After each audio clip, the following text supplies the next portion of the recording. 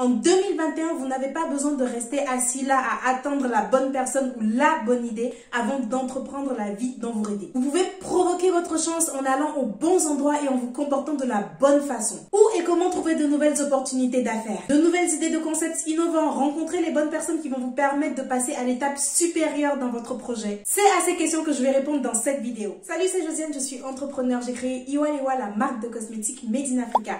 Ici, je partage mon parcours afin de créer une communauté où nous pourrons évoluer tous ensemble en productivité, self-esteem et business. Avant de rentrer dans le vif du sujet, si vous envisagez de créer votre marque de cosmétiques mais ne savez pas par où commencer, j'ai créé une petite trame pour vous permettre de guider votre réflexion.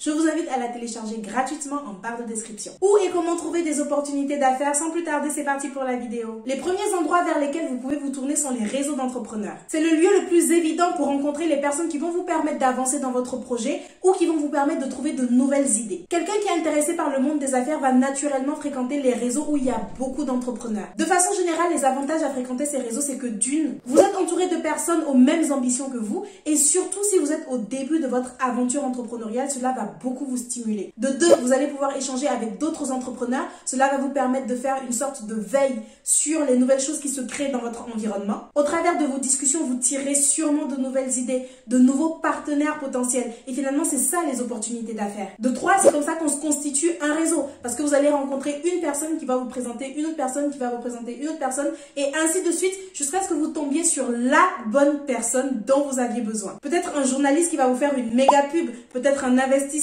peut-être un associé qui vous complétera parfaitement. Maintenant, quels sont ces réseaux dont je parle et comment y accéder? Des réseaux d'entrepreneurs, il y en a plusieurs et de toutes les sortes. Des clubs privés dont l'entrée est payante, mais en contrepartie, peut-être vous avez des intervenants de vraiment très haute qualité. Des incubateurs ou accélérateurs d'entreprises. Ici, vous pouvez avoir droit à une formation, ce qui n'est absolument pas à négliger. En général, l'accès se fait sur sélection. Vous avez également des concours qui parfois donnent accès à un incubateur justement, mais aussi des lots à gagner et de très belles rencontres. Il y a les simples soirées, salons, événements divers qui, à notre ère, se font beaucoup en virtuel. Pour être tenu au courant de ce qui se passe quand ça se passe, vous pouvez tout simplement faire une recherche sur Internet parce qu'en général, les organisateurs font la promotion de ces événements en ligne. Et ce qu'il y a de bien ici, c'est que dès que vous participez à un certain événement ou dès que vous intégrez un certain réseau, vous êtes tenu au courant de tout ce qui se passe ailleurs. Peut-être parce que vous vous serez inscrit à une certaine newsletter ou peut-être parce que vous aurez rencontré un bon ami qui vous dira « Ah bah tiens, regarde, il se passe ci, tel jour, il se passe ça,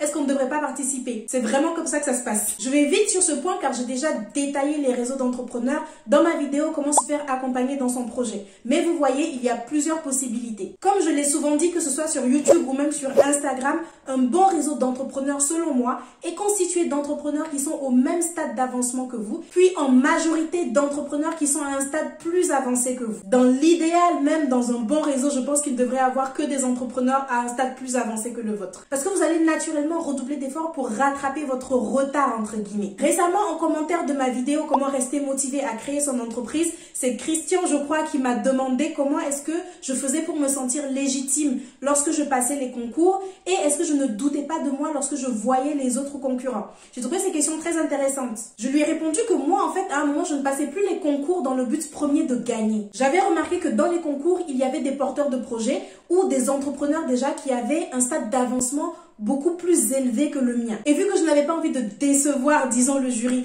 à présenter un projet qui allait sembler être un projet de débutant, je me battais beaucoup pour avoir le maximum d'éléments concrets à présenter. Ce qui faisait que à la fin du concours, je me retrouvais souvent au même niveau que certains concurrents que je voyais beaucoup plus avancés. J'ai observé et compris ce phénomène dès mon premier concours à Lyon Startup. Donc, en partant de là, je ne participais plus vraiment dans le but premier de gagner, comme je le disais plus haut, mais surtout pour moi avancer dans mon projet, pour me dépasser et aussi éviter de rester toute seule. Parce qu'au final, les concours, c'est bien, mais ça, c'est éphémère. Ce qui va rester, c'est votre projet, c'est votre entreprise. Le plus important, c'est ce que vous allez créer. Et c'est depuis lors aussi que j'ai compris l'importance de traîner dans la vie avec des personnes qui sont à un stade où vous voulez être, ou au moins qui ont les mêmes ambitions que vous, qui sont dans un même état d'esprit que vous. Mais aussi des personnes qui agissent pour accomplir leurs rêves. Parce qu'il ne s'agit pas d'aller suivre des gens qui aimeraient faire mais ne font rien. Est-ce que je sélectionne mes amis selon des critères précis? apprécient, oui, et vous devriez absolument faire pareil. Aucune relation n'est anodine. Il faut que les personnes que vous fréquentez vous tirent vers le haut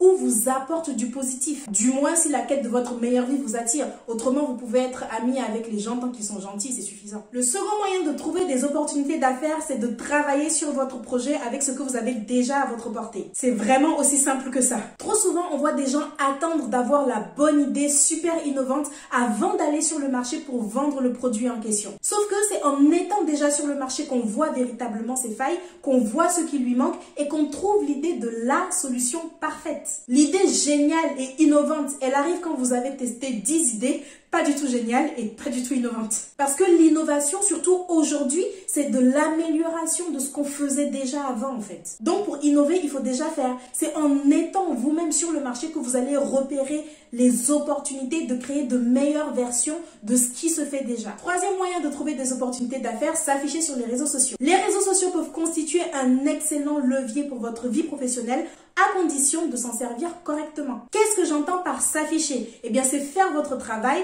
mener votre projet normalement, mais le faire savoir sur les réseaux sociaux, rien qu'en documentant votre parcours par exemple. Que les gens soient au courant de ce que vous faites, c'est très important parce que c'est ainsi qu'on va vous repérer. Autant vous êtes en recherche de nouvelles rencontres d'entrepreneurs expérimentés par exemple, autant ces personnes sont également à la recherche d'entrepreneurs qui débutent comme vous. Peut-être parce qu'ils ont en tête de créer un nouveau réseau, peut-être parce qu'ils ont envie d'investir dans des projets, peut-être parce qu'ils sont journalistes et qu'ils sont à l'affût des nouvelles créations parce qu'ils cherchent de nouveaux sujets sur lesquels écrire. Et ça arrive souvent. Donc vous devez être visible. Mais attention, il ne s'agit pas de s'afficher pour s'afficher. Vous devez apprendre à vendre et à créer du contenu pertinent. Parce que oui, au risque de sembler contradictoire, vous ne devez pas créer du contenu juste dans le but d'attirer les regards. Le contenu sert à nourrir vos cibles, personne d'autre. En fait, vous devez juste bien faire votre travail et c'est tout. C'est votre travail qui doit parler pour vous. C'est votre travail qui doit attirer des personnes qui vont croire en ce que vous faites et qui auront envie de le promouvoir. Un autre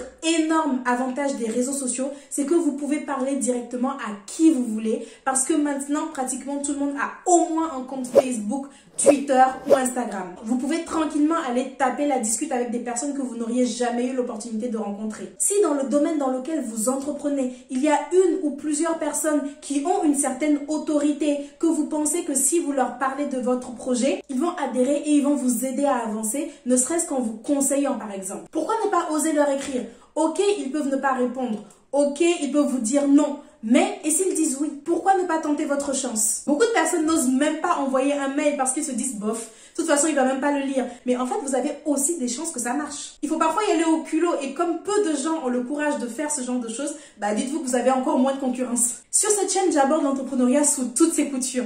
Alors si c'est un sujet qui vous intéresse, n'hésitez pas à cliquer sur les suggestions de vidéos qui s'affichent à l'écran. Je vous remercie d'avoir regardé cette vidéo, j'espère qu'elle vous sera utile. Abonnez-vous pour ne pas manquer d'autres contenus de ce type, je poste tous les mercredis et les dimanches. Alors à dans quelques jours. Ciao!